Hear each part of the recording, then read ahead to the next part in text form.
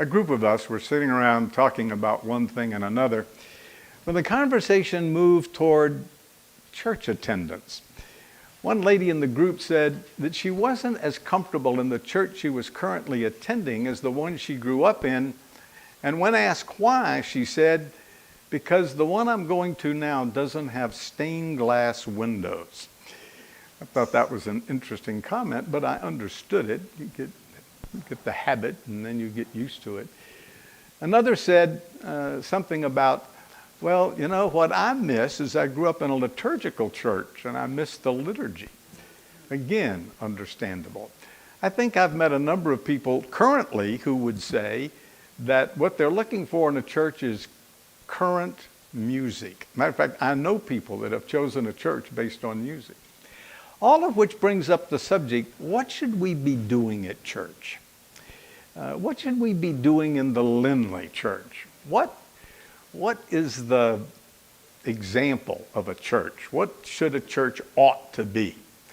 Well, everybody talks about being a New Testament church. All Christian churches want to be a New Testament church. All right, let's explore that. What does that look like? Would you say the churches in Galatia were a New Testament church? I mean, Paul said, "I'm startled at how soon you moved away from the gospel." Is that the model? Hardly. Or how about Corinth? That's the one church I'm certain in the New Testament was a Baptist church. And I know that because they had every conceivable kind of a problem you can have in a church, and they had it. They were divided. They had some doctrinal problems. Oh, that's stating it mildly. They just had all kinds of problems. Are they the model? I think most might point to something like Romans. But if you read Romans carefully, you will quickly discern that even that church had some problems. So what we need is a model church, a pattern, an example. And we could say, that's the kind of church we ought to be. Well, I have a suggestion as where we might find that kind of a church. Would that interest you? All right. Turn to Acts chapter 2.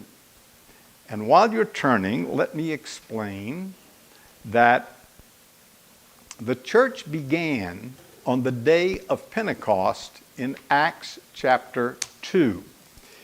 Peter preached a sermon. 3,000 people got saved. He baptized those who trusted Christ. And then we are told this. Look at verse 42. It says, "And they continued steadfastly in the apostles' doctrine, fellowship, in the breaking of bread, and in prayers." I would like to suggest that this is the model for church. It's the first church. They didn't have time to get corrupted like Galatians and Corinthians and Romans. So this, it seems to me, is what we ought to be doing in church. Notice it says they continued steadfastly. This is what they adhered to. They clung to these four things. So what I'd like to do is just expound these four things as the model of what we ought to be doing as a church. The first says, they continued steadfastly in the apostles' doctrine. Now, the Greek word translated doctrine just simply means teaching. That's all it means, that they listened to the apostles teach. So church ought to include teaching. Now, I'm curious as to what they taught. I'd love to have been in that first meeting and heard what the apostles taught. What might you imagine they taught the first church in Jerusalem? Well, I think we might go to Luke chapter 24, where there's a passage that says he took them through the scripture and showed them everything it said about him.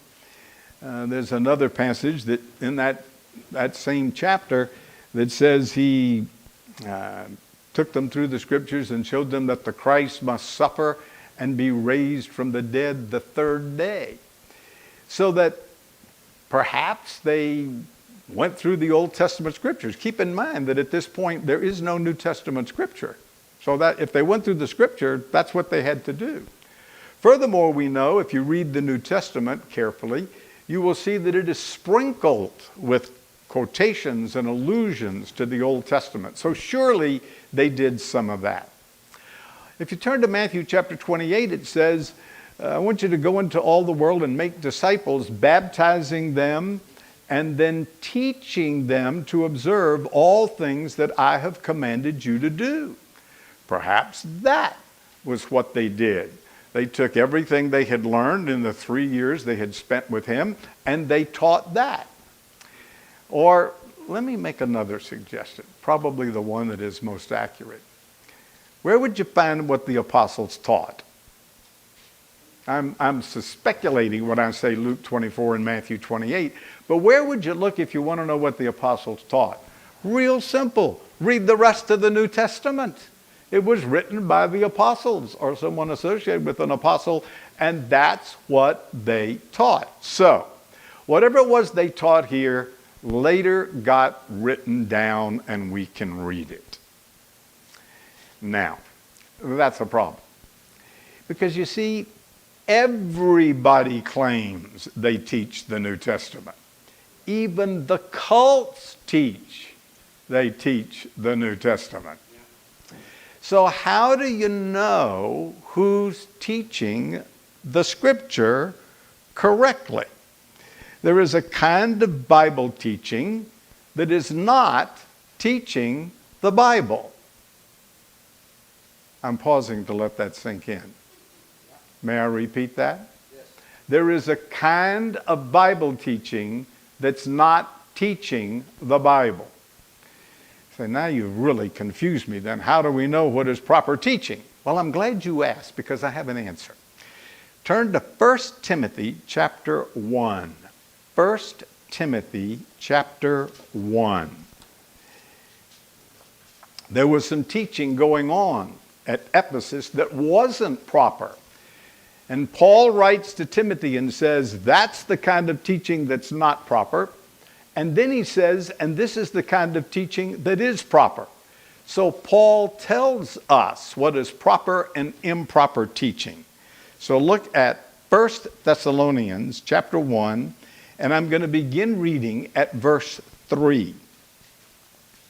As I urged you when I went into Macedonia, remain in Ephesus that you may charge some that they teach no other doctrine, nor give heed to fables and endless genealogies which cause disputes, but rather than godly edification which is in faith. Now the purpose of the commandment is love from a pure heart, from a good conscience, and from sincere faith, and from which some, having swayed, have turned aside into idle talk. Now, note very carefully what Paul is saying. He said, I left you in Ephesus when I went to Macedonia, and I want you to charge, key word in this passage, some that they teach no other doctrine. They have no other teaching than what I've been teaching.